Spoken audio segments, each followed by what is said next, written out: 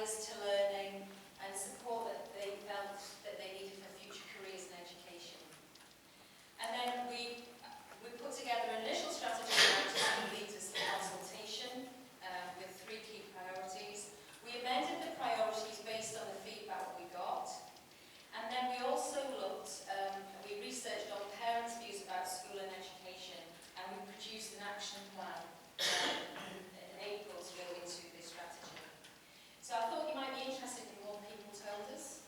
So the snapshot that we've got is we've got over 51,000 pupils in our schools, but 150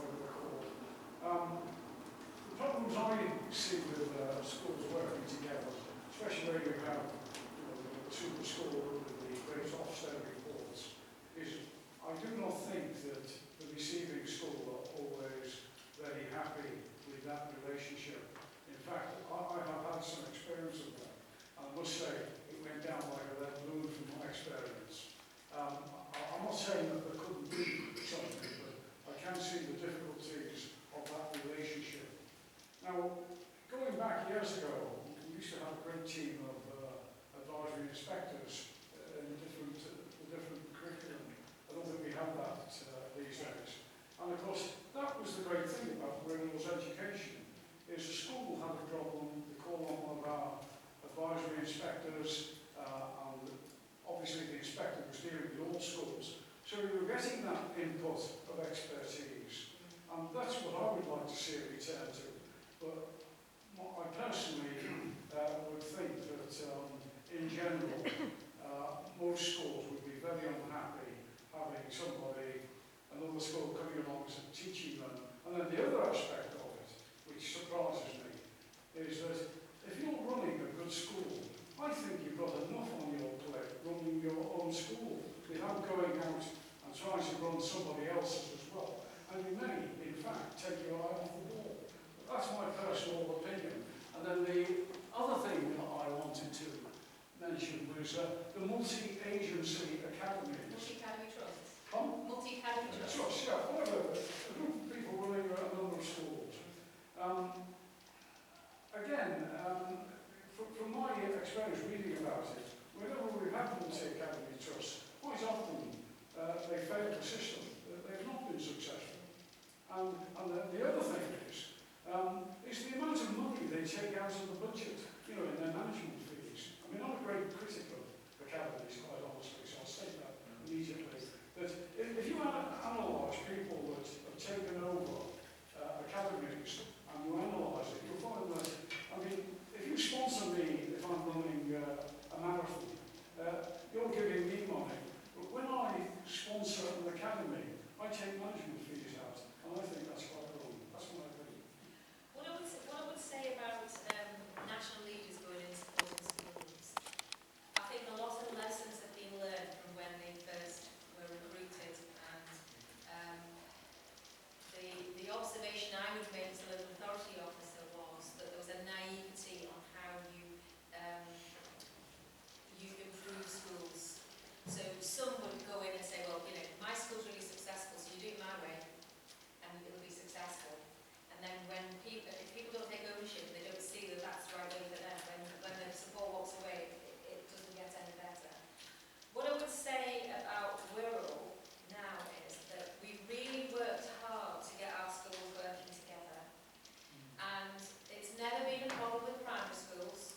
Primary schools have always worked collaboratively and always shared expertise. It's been harder in secondary because the secondary school heads would see that they were competing for children. What I would say now is that we've worked very hard to change the view on competition to a view of we need to make sure that all Wirral children do the best they possibly can. And it is, in my view, my observations, it is in a far better situation than it was when we first started 2 years ago. And the beauty of the locality boards that we have in each locality are head teachers volunteer to be on them, and they stay on for a period of 2 years, and they build up that network and collaboration, and they do hold each other to account. But it's in a much better position than it could have been in terms of silo working, or what we had at the start of this process was some of the secondary schools were going out of borough and getting support from schools down south.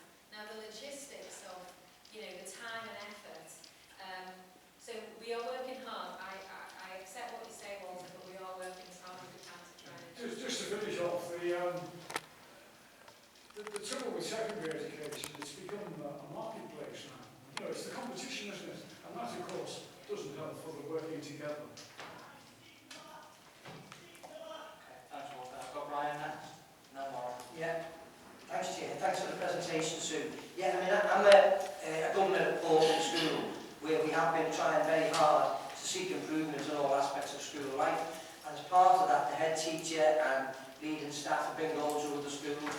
They've been coming to our school. In fact, yesterday afternoon while I was there, the head teacher from another school was there. But have I heard you right from what you're saying, that is charged?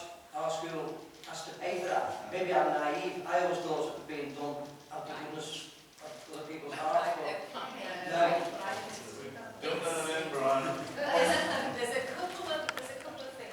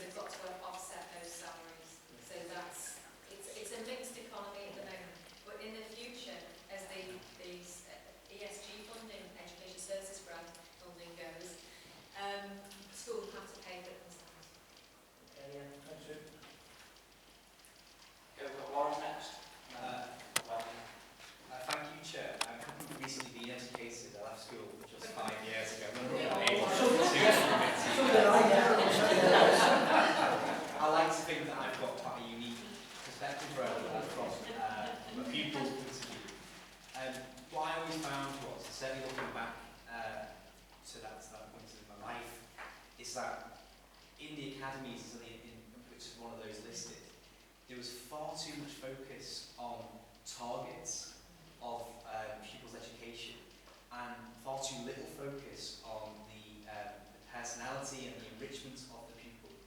And I've always found it quite disappointing. I remember sitting in a citizenship class and going through exam questions, and that to me is quite heartbreaking, because citizenship and looking at pupils' individuality and trying to enrich them as a person should be an absolute priority of that school, and that's never the case in my secondary school.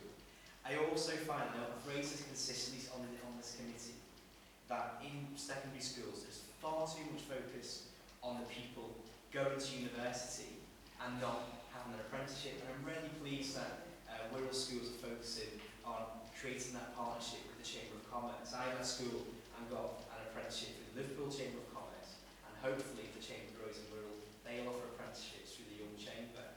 And that's something I'd like to see. I think I'd also like to say that academies aren't the best option, and sadly it does put profit before the pupil, and I think I'd like to end on that point. Your points are noted, and I'll be speaking to your head teacher and some of your experiences. I won't name you. Please don't, you'll know. But one of the things I would say, some of what we do ties in with the Young People Are Ready for Work and Adulthood strategy that Councillor Meaden sits alongside me with. And we have the Young Chamber of Commerce there, and they have got key business partners signed up to 20 out of our secondary schools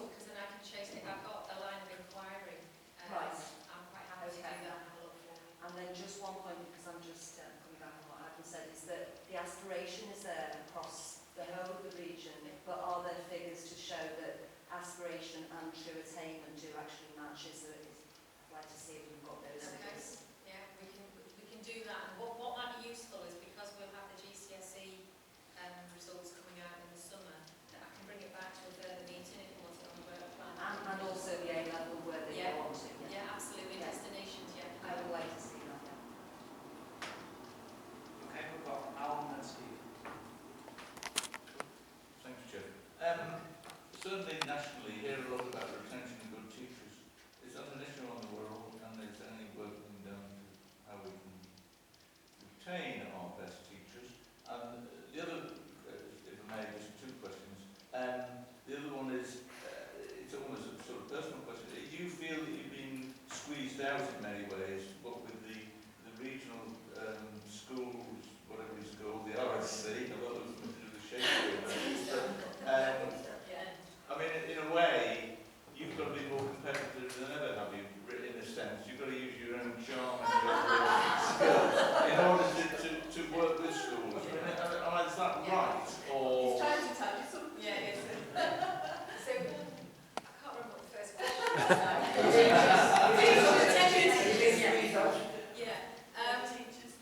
I think what we're finding is when new qualified teachers come into the profession, when I came into the profession, I didn't ever have an intention of ever leaving it. When you interview new qualified teachers and you ask them where they see themselves in 5 years' time, it's not necessarily in the classroom or in education. They see themselves doing a lot of different things. So that creates a bit of a problem for them.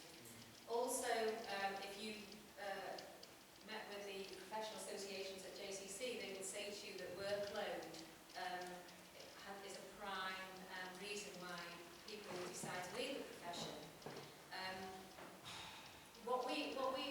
We're not having a mass exodus from the teaching profession, but there are certain subjects that are hard to replace, and maths teachers in particular are really, really difficult.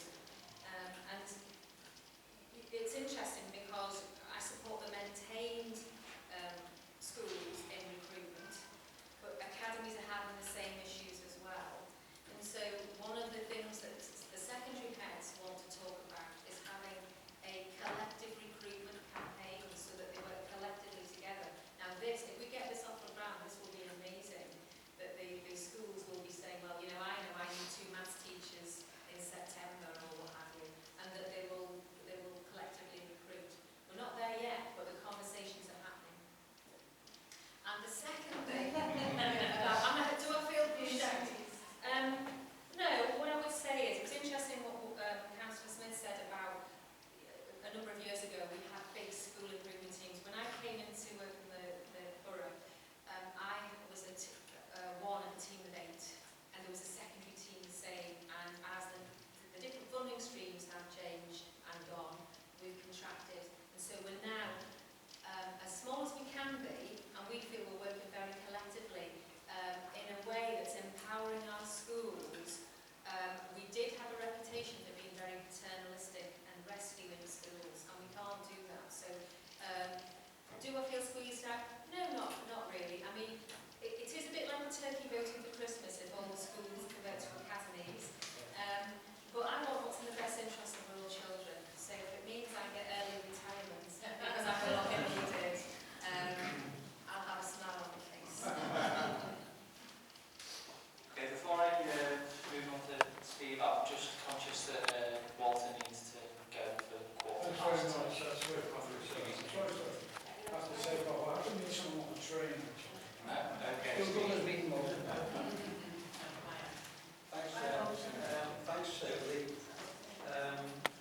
One of your slides showed one of the main inputs for educational enhancement was speech and language therapy. I'm governor of Foxfield Special School, and it's one of the biggest complaints from staff and parents at the moment, where we might need about 10, 12 sessions in one. That's the first question. The second point was, you sort of touched on there was going to be looked at special schools, are the right pupils in the right place. We've had quite a few discussions with the staff and the head, and I would say at Foxfield, I don't think there's one pupil that doesn't need to do it. Yeah. And what I would say on the first point is that speech and language is a priority, and I'm working with the SEND department on that, and Elaine Posada, our commissioning lead, because we are aware that all schools are struggling on that. Oh. The second thing I would say as well, in terms of Foxfield, is it's a particular clientele of children with special educational needs. I'm talking about the broader aspect. So we could have some children that could cope, and I'll just give an example. We might have a child that's got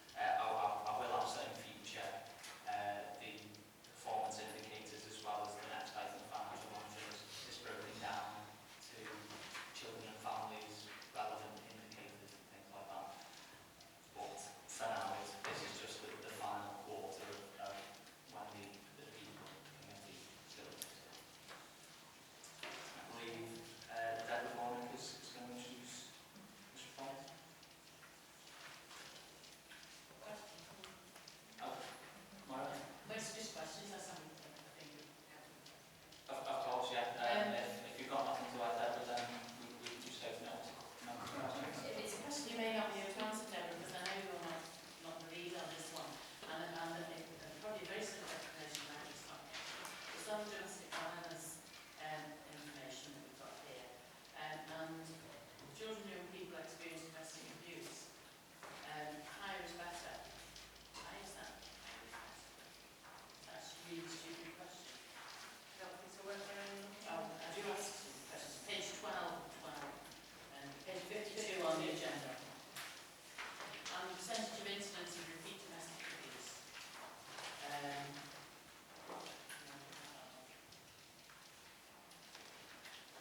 The two that are higher are better. Number of domestic abuse will mark cases per 10,000 of adult females, and higher is better. That's higher. Maybe more people reporting it, maybe higher is better. Well, that really doesn't mean, that's really not right, is it? So find out. Yeah. That's all. I think it's probably because people report things in people.